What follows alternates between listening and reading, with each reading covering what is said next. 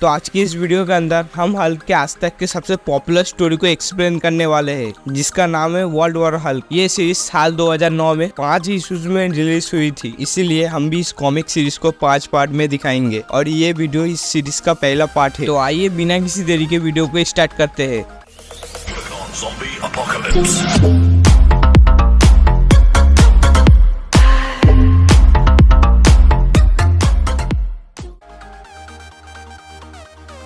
तो world war Hulk comic के event civil war comic के इवेंट के बाद हुए हैं, जहां पर अब कैप्टन अमेरिका मर चुके हैं, आयरन मैन शील्ड का डायरेक्टर बन गया है और जो भी सुपर हीरो गवर्नमेंट का ऑर्डर का फॉलो नहीं कर रहे हैं उन पर रोक लगा दिया है। इन सारे बातों को ध्यान में रखते हुए आइए कॉमिक को स्टार्ट करते हैं।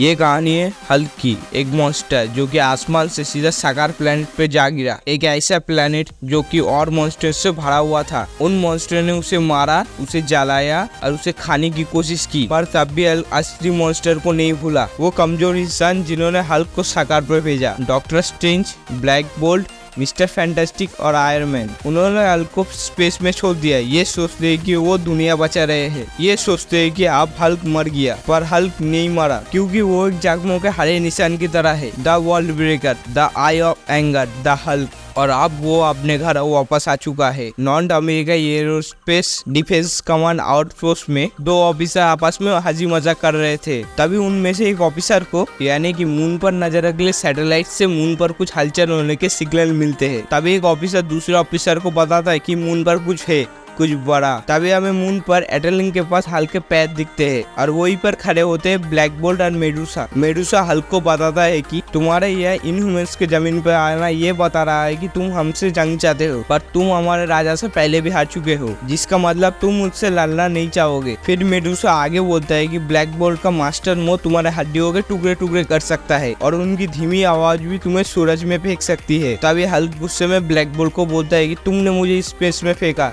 तुमने मेरी दुनिया तबाह की। मेडुसा हल्क को वहां पर रोकने को बोलता है, पर हल्क अचानक ब्लैक बोल्ट को पकड़ लेता है। तभी ब्लैक बोल्ट हल्क को धीरे से बोलता है कि बहुत हुआ और एक जबरदस्त फोर्स हल्क को पीछे करती है। हल्क अपने पूरे पावर के साथ उस फोर्स को कम करने की कोशिश करता है, पर कुछ फायदा नहीं होता। हल्क दूर जाके गिरता है। तभी ब्लैक बोल्ट पीछे मुड़ के मेडुसा के साथ एटलिंग जाने लगता है। तभी पीछे से आवाज आता है कि मैं यहाँ हल्क की आवाजें सुनने नहीं आए। तभी ब्लैक बोल्ट पीछे देखता है कि एक बड़ा सा पहाड़ जैसे हल्क उसकी तरह उछल के आ रहा है और वो ब्लैक बोल्ट से बोलता है कि मैं तुम्हारी चीखें सुनना चाहता हूँ। वो सिग्नल और स्ट्रॉन्ग हो जाता है। तभी वो ऑफिसर अपने पार्टनर को बोलता है कि मैं तुम्हें पहले ही बता रहा था।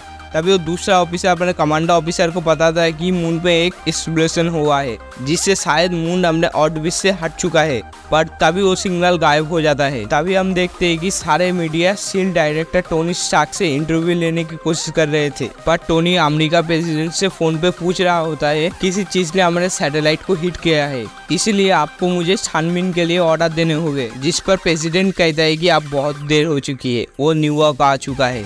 तभी हम देखते हैं कि हल्क का स्पेसशिप जो कि मैनहट्टन के बीच में एक बड़ी सी हल्क की इमेज प्रोजेक्ट करता है। तब हल्क सबसे बोलता है कि कमजोर इंसानों, मैं यहाँ तबाही बचाने आया हूँ और तुम्हें पता होना चाहिए कि इस चीज का जिम्मेदार कौन है। तभी हर स्क्रीन पे doctor strange, black bolt, iron man और रीड रिचर्ड्स की इमेज दिखने लगती है। तभी हल्क आगे बताता है कि तुम जिन्हें हीरोज कहते हो उन्हें मैं मॉन्स्टर कहता हूँ। एक बार इनकी बात सुनो जो कि इन्होंने मुझे मारने से पहले बोला। तभी हमें रीड की बातें सुनाई देती है। रीड उस फुटेज में बोल रहा होता है, ब्रूस, मैंने हमेशा तुम्हें एक दोस्त समझा है, इसलिए मैं तुमसे माफी मांगना चाहता हूँ, पर हम सबके भलाई के लिए ही मैं तुम्हें दूर भेज रहा हूँ। हमारे पास चैन से जीने के यही तरीका बचा है। तभी हल्क बताता है कि इन चारों ने मुझे स्पेस में फेंक दिया, एक प्लेनेट पे भेजा जिसका नाम है साकार, जहाँ मुझे मारा काटा जा सकता था। वहाँ के राजा ने पहले मुझे एक गुलाम बनाया, उसके बाद एक ग्लैडिएटर बनाया और तब उन्होंने मुझे मरने के लिए छोड़ दिया, पर मैं अपने साथियों के साथ बच गया। तभी हल्क अपने साथियों का होलोग्राम दिखाता है।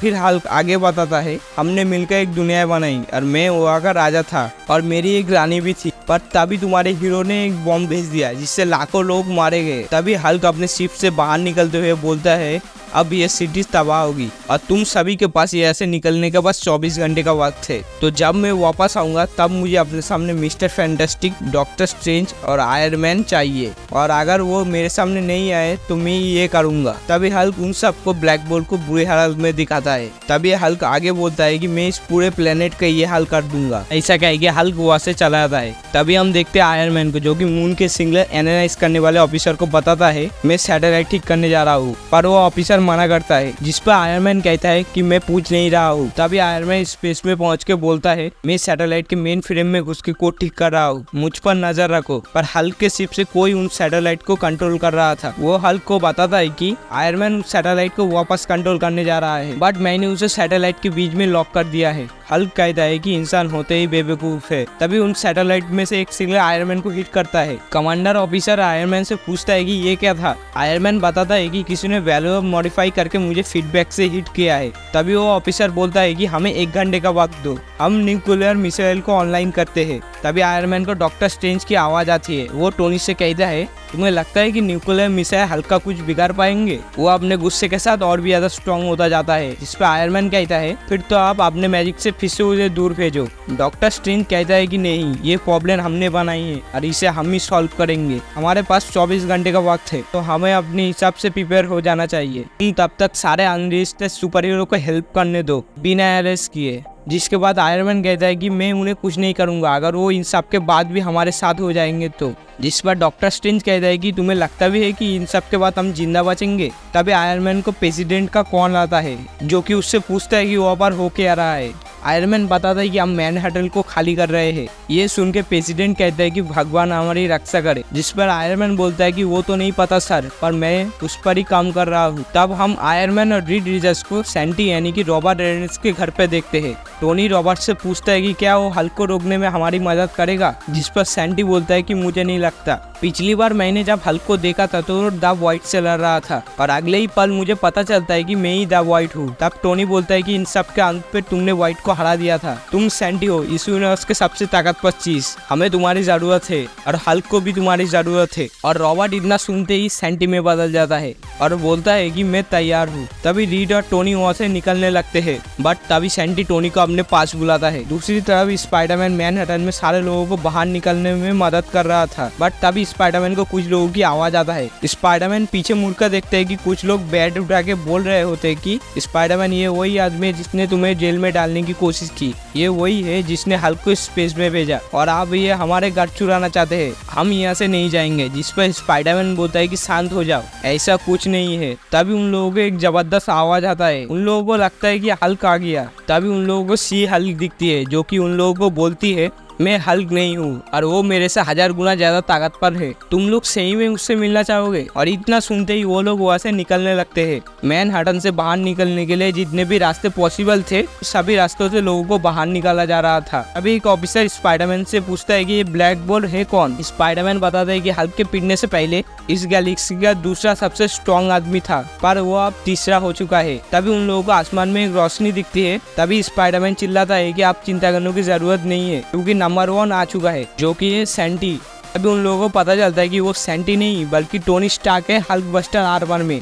आयरन टोनी से कहता है कि मैं कुछ बुरा नहीं बोल रहा आपके बारे में, सैंटी को एक्सेप्ट कर रहा था। आयरन मैन कहता है कि वो यहाँ पर होगा जब सही टाइम आएगा। तभी स्पाइडरमैन का स्पाइडर सेंस बजता है और तभी सबको हल्क की शिप दिखती है। आयरन मैन स्पाइडरमैन से कहता है कि सिविलियन को पीछे करो, हल्क, सैम, वंडरमैन और मिस मार्वल लड़ाई वाले हिस्सों को घेर के रखो, ये मेरी लड़ाई है। ध्यान रहे, हल्क जितना गुस्सा होगा उतना ही ज्यादा स्ट्रॉन्ग होता जाएगा, तो तब तक अटैक मत करना, या तो वो ढेर हो जाए या मैं। तभी हल्क अपने शिप से बाहर निकलता है और निकलते ही हल्क आयरन मैन के ओर और आयरन मैन हल्क के ओर बढ़ने लगते हैं। तभी उन दोनों के बीच एक जबरदस्त टक्कर होता है और उस टक्कर से निकलती है एक वेव, जो कि आसपास के सारे जगह को हिला के रख देती है। वापस सारे न्यूज रिपोर्टर हेलीकॉप्टर से इस लड़ाई को टेलीकास्ट कर रहे होते हैं। तभी उन्हें एक ट्रांसमिशन मिलता है और वो ट्रांसमिशन टोनी स्टार्क का होता है, जो कि सभी लोगों से कह रहा होता है कि मैं हूँ टोनी स्टार्क, आयरन मैन और डायरेक्टर ऑफ शील्ड, और हाँ, मैंने हल्क को स्पेस में भेजा था। उसको वापस आने से अगर आप किसी किसी को जिम्मेदार मानते हैं तो वो मैं हूँ। तब आयरन मैन हल्क को पकड़ के नीचे ला रहा होता है और सबको बोल रहा होता है कि मैंने सब कुछ किया है, सब कुछ कर रहा हूँ और हर पूरी कोशिश करूंगा कि इस दुनिया को बचाने के लिए। किसी ने मुझे कभी कहा था कि महान ताकत के साथ महान जिम्मेदारी भी आती है, जो कि सुनने में सिंपल लग रहा है पर ये सिंपल नहीं है। और तभी आयरन मैन हल्क को जमीन पे दे मारता है